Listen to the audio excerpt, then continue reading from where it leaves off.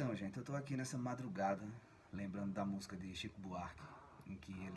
ele canta: dormia a nossa pátria mãe, tão distraída, sem perceber que era subtraída em tenebrosas transações. E aí, tô lembrando justamente dessa madrugada a qual Chico Buarque se refere, que é uma madrugada como a de hoje, dia 31 de março, para o dia 1º de abril, em que os militares vão dar um golpe e vão instaurar uma ditadura militar, um regime autoritário aqui em nosso país, e que ficou marcado por um período de perseguição, de assassinato a quem se colocasse contrário ao regime ditatorial. E aí é bom a gente falar que o golpe ele ocorreu no dia 1º de abril e não no dia 31 de março, como os militares buscam reconstruir essa memória do golpe. Isso porque o dia 1º de abril, aqui no Brasil, é o dia em que é conhecido como o dia da mentira. Então, praticamente era uma piada pronta já. A gente ter uma ditadura que nasceu justamente no dia da mentira. Então, os militares construíram aí essa narrativa do golpe como tendo ocorrido no dia 31 de março. Mas, na realidade, ela ocorreu na madrugada do 31 de março para o 1º de abril, portanto, já no dia 1º de abril. Mas aí, o que eu queria falar nesse vídeo aqui rapidinho, não é especificamente sobre o golpe de 1964, mas sim sobre alguns acontecimentos que ocorreram durante a ditadura militar, mas no campo cultural. E aí eu queria me ater ao ano de 1973, onde a gente vai ter um show que é extremamente importante para a história do Brasil, tanto no campo artístico, para a história da música popular brasileira, como também no campo de resistência contra o regime militar, contra a ditadura militar que foi instaurada aqui. E aí esse show ele ocorre no dia 10 de dezembro de 1973. E aí a data 10 de dezembro é uma data em que estava sendo comemorado a proclamação da Declaração dos Direitos Humanos. Então a gente vai ter um show no Museu de Arte Moderna aqui no Brasil que reúne grandes artistas da época no Rio de Janeiro, em que vão fazer um show que vai receber o título de Direitos Humanos no Banquete dos Mendigos. Então é um encontro artístico bastante marcado por resistência, por uma luta política contra a ditadura militar. Então eu queria falar um pouquinho desse show, como é que ele foi organizado, qual a importância dele, as consequências dele. O show ele vai ser uma organização de Jardim Macalé, que é cantor, produtor musical, e Chico Chaves, que era um artista plástico. Macalé primeiro tem a ideia de fazer um show, que ele diz numa entrevista recente, que era um show em alto benefício. Isso porque Macalé é tido como um dos malditos da MPB, então ele era um cara que tinha dificuldade em entrar em uma gravadora, conseguir se estabelecer no mercado musical brasileiro. E aí ele estava sem gravadora em 1973, passando por várias dificuldades financeiras e decidiu chamar alguns amigos para fazer um show, arrecadar uma grana com o show e essa grana ir para ele. Então ele disse que era um show em alto benefício para os amigos poderem ajudar ele.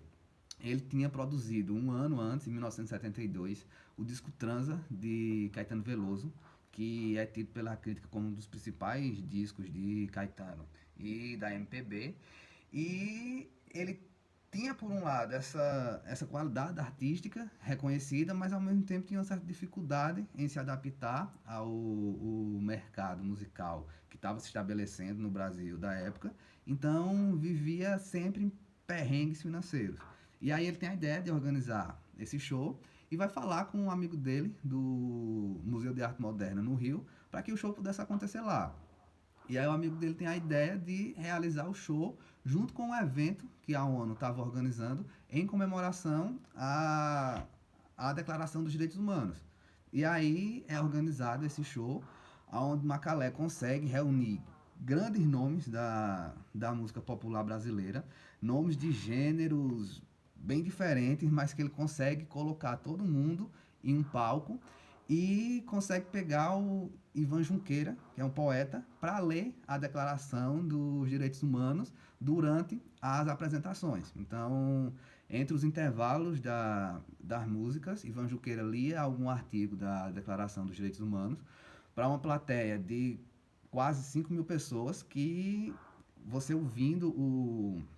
os áudios do show hoje, você consegue ver que durante a leitura das declarações de direitos humanos era uma apoteose política de lutar, defender o que estava ali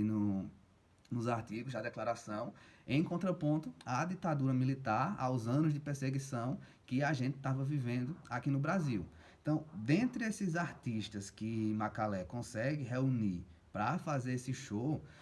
o, os principais são Paulinho da Viola, Jorge Maltner, Edu Lobo, Raul Seixas, Chico Buarque, Milton Nascimento, Gonzaguinha, Dominguinhos, Gal Costa e Luiz Melodia. Então ele pega uma variedade de artistas com objetivos musicais diferentes, ele consegue juntar, botar no mesmo palco Raul Seixas e Milton Nascimento, que tem uma obra totalmente diferente, a proposta musical de cada um deles, consegue reunir esses caras e realizar o show. Ele consegue levar artistas que já estavam consagrados na música brasileira da época, principalmente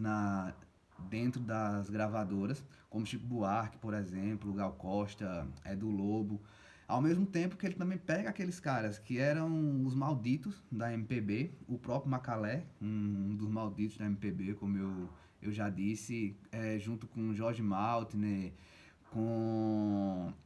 Luiz Melodia, ele consegue pegar esses caras que não tinha ainda não estavam estabelecidos no mercado fonográfico, eram, na realidade, a maioria deles empilhava discos, eles produziam discos, tinha até um público que gostava, a crítica aclamava, mas eles não conseguiam vender esses discos, muito em parte pelo caráter experimental das músicas deles, também por questões de desavenças, de briga dentro das gravadoras, que acabaram dificultando que essas obras deles chegassem ao público. Nas gravadoras acabavam privilegiando outros artistas, esses caras ficavam escanteados. Então ele consegue juntar toda essa galera em um show no Museu de Arte Moderna, no Rio de Janeiro, e esse show, como eu já falei, ele acaba se tornando um marco de resistência para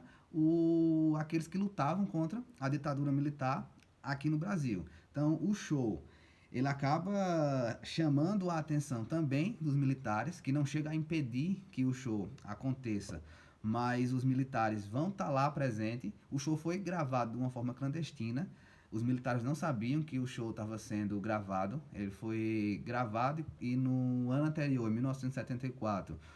quando o disco ficou pronto, ele foi proibido de circular, mas o show conseguiu, aconteceu, a gente consegue, durante as músicas, a gente consegue identificar algumas críticas dos artistas com relação ao período político da época. O Chico Buarque, por exemplo, ele fala que ele faz o show junto com o conjunto MPB4, e aí ele fala que o MPB4 está desfalcado de um dos integrantes, e ele também está desfalcado das músicas dele, e que só vai poder cantar umas músicas velhinhas, porque as músicas dele ele não pode mais cantar, as novas. Então, é uma crítica ali, uma crítica meio que velada, mas ao mesmo tempo que dá para você identificar com relação à ditadura militar que a gente vivia aqui desde 1964. A gente tem Raul Seixas também fazendo uma referência ao maio de 68 na música Cachorro Urubu, que quando a gravação sai da música Cachorro Urubu, tem uma parte que ele diz: Baby, o que houve na França vai mudar nossa dança, sempre a mesma batalha por um cigarro de palha, navio de cruzar deserto. E aí, o que houve na França, uma referência ao maio de 68, um movimento de jovens da França contra os costumes conservadores, contra a política da época. E quando ele grava a música, ele não fala França, ele fala Baby, o que houve na transa vai mudar a nossa dança. Mas aí lá no show ele fala França, na letra original. Alguns trechos de Como Vovó Já Dizia, que Raul também havia sido censurado, ele canta a música original. Então é um show que tem um caráter político muito forte. A plateia está o tempo todo gritando palavras de ordem, palavras contra o regime militar. Chico Buarque canta pela primeira vez também a música Jorge Maravilha. Ele disse que como não podia cantar muita coisa, ele ia cantar uma música que estava sendo gravada ainda, mas não estava pronta. E aí ele canta um trechinho de Jorge Maravilha, a apresentação pública da música, mesmo sem estar pronta ainda. Então é um registro histórico bastante importante sobre a década de 1970, tanto do ponto de vista artístico, do ponto de vista musical, da obra desses artistas que se consagraram, cada um em seu gênero, como grandes cantores na música popular brasileira, e também do ponto de vista político, de intensificar a resistência contra a ditadura que a gente vivia aqui no Brasil. Tem uma entrevista de Jorge Maltner que ele fala da importância política do show de 1973. Eu vou ler um trechinho aqui, que está no site do Estadão, em que ele diz: o povo, os estudantes, os militares e os artistas estavam lá. Era uma época em que parte da esquerda via os direitos humanos como algo burguês, e depois se entendeu melhor seu significado. Todos saíram dali com novas vontades, que estariam presentes nas diretas e na Constituição de 1988. Então é um show que, nesse período que a gente está em casa, todo mundo trancado, com medo aí do coronavírus, eu recomendo a gente escutar esse show. Ele tá nas mídias digitais, no YouTube, Spotify, dá para encontrar super fácil. A gente escutar e ver tanto a questão artística do show, direitos humanos no Banquete dos Mendigos, como também enquanto um processo de resistência contra a ditadura militar. Algo que a princípio era um show em alto benefício, como diz Jardim Macalé, acabou se transformando em um grande evento que teve inclusive a chancela da ONU, já que fez parte das comemorações da ONU com relação à Declaração Universal dos Direitos Humanos, e que faz parte da história do Brasil, parte da história da música popular brasileira e também parte da história da resistência contra a ditadura militar, que teve no campo da arte e de uma forma bastante enfática na música popular um espaço de resistência contra o golpe de 1964, do dia 1º de abril de 1964, e o que vai reverberar após esse golpe nos anos seguintes, como um ambiente bastante hostil por aqueles que defendiam para aqueles que defendiam a democracia, que defendiam direitos civis, direitos sociais aqui em nosso país, e que tem em 1973, no Museu de Arte Moderna, no Rio de Janeiro,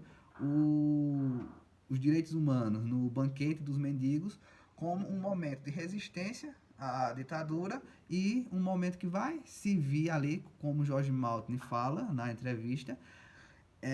como inspiração para o que viria depois, das pessoas, a partir da apoteose que a arte traz, que a música traz, fortalecer essa resistência contra a ditadura militar. Então eu estou fazendo esse vídeo para botar aqui nesse canal, no YouTube, que eu criei faz um tempão, nunca tinha colocado nada, apesar de ter a ideia de gravar. É o primeiro vídeo, eu vou ver se nos próximos dias eu pego alguns temas dentro dessa lógica também, numa perspectiva histórica, para que a gente possa ter um espaço de diálogo, um espaço para discutir aqui um pouco sobre a história e sobre o espaço cultural, artístico, no qual a gente pode, através da arte, entender a história em um período como a ditadura militar, que é o caso desse vídeo de hoje. Valeu!